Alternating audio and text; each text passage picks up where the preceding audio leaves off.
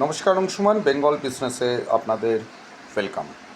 Flat, জমি, বাড়ি যাই কিনুন না কেন, কী কী জিনিস দেখে নিয়ে তবেই আপনি পারচেস করবেন। বিশেষ করে ফ্ল্যাট যারা কিনছেন, যে অকুপেশন সার্টিফিকেট আছে কিনা, সিসি আছে কিনা। সিসি একটা সার্টিফিকেট দেবে কলকাতা কর্পোরেশন, এবং তার সাথে একটা ড্রয়িং দেবে। সেই ড্রয়িং অনুযায়ী দেখে নেবেন যে আপনার যে ফ্ল্যাটটা যেভাবে করা আছে সেই অনুযায়ী ড্রয়িং অনুযায়ী আছে কি না, এবং পুরো বিল্ডিংটা যদি G+4 হয় তো G+4ই আছে কি না, সাইডে ডানদিক বাঁদিক হয়েছে কি না। এই জায়গাগুলো কোনো অভিজ্ঞ ইঞ্জিনিয়ারকে তাকে কনসালটেন্সি ফিস দিয়ে একবার চেক করিয়ে নেবেন। বেশিরভাগ ক্ষেত্রে যেটা হয় এইসব বেআইনি বাড়ির ক্ষেত্রে, যে একটা জায়গায় ধরুন ফ্ল্যাট নিলাম, সেটা G+3 স্যাংশন আছে, করে ফেলেছে G+4। G+4 করার পর সেই ফ্ল্যাটটা যখন ওই অঞ্চলে 6,000 6,500 স্কোয়ার ফিটের ফ্ল্যাটটা বিক্রি হয়, পার্টিকে সে অফার করছে 3,000 3,500 4,000 স্কোয়ার ফিটে, এবং সস্তা বলে অনেকেই কিনে ফেলছে। এতদিন যেটা ছিল, যে প্রমোটার করছে তার সাথে নির্দিষ্ট কোনো প্রভাবশালী ব্যক্তির ওটা বসা, সেটা একটা মানুষের কাছে ভরসা হয়ে দাঁড়িয়েছিল যে ও আছে, কিচ্ছু হবে না, নিয়ে তো নিই। এবং মানুষের একটা ভ্রান্ত ধারণা রয়ে গেছে যে একটা ফ্ল্যাট অবৈধ হলেও 12 বছর যদি আমরা থেকে যাই, এবং যদি সেই ফ্ল্যাটের মিউটেশন ট্যাক্স চালু করে দেওয়া যায়, তাহলে সেটা বৈধ হয়ে গেল। বিষয়টা একদমই নয়। বিল্ডিং ডিপার্টমেন্ট আর অ্যাসেসমেন্ট ডিপার্টমেন্ট দুটো সম্পূর্ণ আলাদা। এতদিন ধরে যেটা চলে আসছিল, যে বিল্ডিংয়ে মিউটেশন হয়ে যাচ্ছিল, বেআইনি বাড়িরও মিউটেশন হচ্ছিল, এবং তারা দীর্ঘদিন ধরে রয়েও যাচ্ছে, সেই প্রসেসটা এবার বন্ধ হতে যাচ্ছে। অর্থাৎ কোনো বাড়ির মিউটেশন হতে গেলে আপনাকে বিল্ডিং প্ল্যান আর অকুপেশন সার্টিফিকেট এবার দেখাতে হবে, আসছে আস্তে আস্তে করে।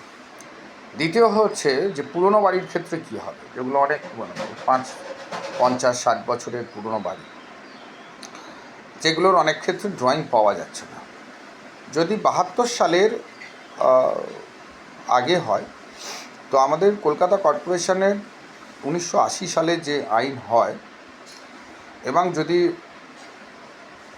80 থেকে 85, 72 থেকে আপনার 72 সালের যে আইবিটা ছিল পুরনো আইন অনুযায়ী, ইন্সপেকশন বুক রেকর্ড, সেই রেকর্ডে বাড়িটার কী স্ট্রাকচার ছিল সেটা দেখা হবে। সেই স্ট্রাকচার যদি, যেটাকে বলা হয় লিগ্যালিটি, সেই লিগ্যালিটি যদি থাকে, তাহলে কিন্তু সেটা বৈধ হিসেবে ধরা হবে। আর যদি লিগ্যালিটিতে দেখা গেল যে আপনার যে বাড়িটা আপনি নিতে যাচ্ছেন তার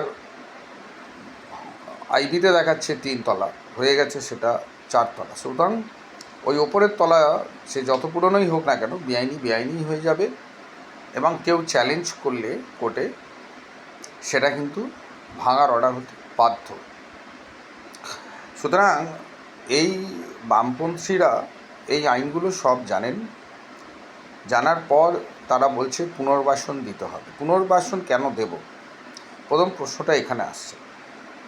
মানুষ জেনেই কিনেছে। এখন একটা স্ট্যান্ডার্ড অফ প্রসিডিং সরকারকে করতে হবে।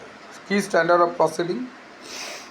যে যেমন হাওড়াতে যে রিপোর্টগুলো বেরিয়ে এসেছে, প্রায় 600টা বাড়ি প্রাথমিকভাবে চিহ্নিত করা হয়েছে, যেগুলো 2 তলা 3 তলার অনুমোদন নিয়ে 7 তলা 8 তলা করে হয়ে গেছে। দক্ষিণ প্রত্যেকটা পৌরসভায় আমি যদি বলি, আপনি যদি দক্ষিণ দমদম পৌরসভায় যান, সুজিত বোসের এলাকায় একইভাবে দোতলা বাড়ির স্যাংশন 8 তলা 9 তলা 10 তলা হয়ে গেছে, কমার্শিয়াল হয়ে গেছে। একটা বাড়ির সাথে আর একটা বাড়ির যে ন্যূনতম যে ছাড় থাকার কথা সেসব নেই।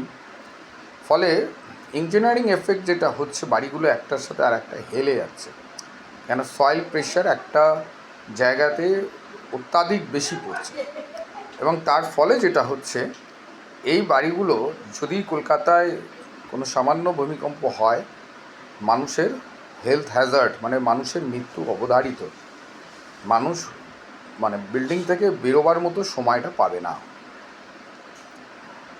সুতরাং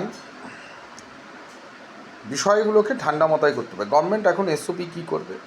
এসওপি এটাই করা উচিত, স্ট্যান্ডার্ড প্রসিডিং এটা করা উচিত, এই বাড়িগুলো চিহ্নিত করুক, কোন প্রমোটার এই বাড়িগুলো বানিয়েছে সেই প্রমোটারকে ধরা হোক, এবং কার ভরসায় বানিয়েছে এগুলোকে বার করা হোক, হিয়ারিংয়ে ডাকা হোক। পুরো বাড়ির যে খরচা, যে বেআইনি অংশটা তিনি বানিয়েছেন সেই খরচা দিতে হবে, তারপর ভাঙা এটা চালু করা যেতেই পারে। যদি সে না দিতে পারে, জেল বা তার স্থাবর অস্থাবর যা সম্পত্তি আছে সেই সম্পত্তিকে সিজ করা, সেটা কিন্তু আইনে আছে, এটা আইনে আছে। এবং এই পদ্ধতি চালু করলে এবং ইমিডিয়েটলি বাড়ি যা অনুমোদন নিচ্ছ সেটা সিসি নিতে হবে। অধিকাংশ প্রায় কলকাতার 80% বাড়ি, নতুন বাড়ি আপনার সিসি নেয় না, বাড়ি করলো, প্ল্যানটা নিল, যেমন খুশি একটা বানিয়ে নিল। এইগুলোকে কিন্তু নজরদারি বা স্ট্যান্ডার্ড প্রসিডিংয়ের মধ্যে কিন্তু আনা অত্যন্ত জরুরি। সুতরাং আজকে এইটুকুনি, একটা ফ্ল্যাট বা বাড়ি কিনতে গেলে কী কী জিনিসগুলো দেখবেন সেইগুলো দেখে ফ্ল্যাট পারচেস করুন। ধন্যবাদ।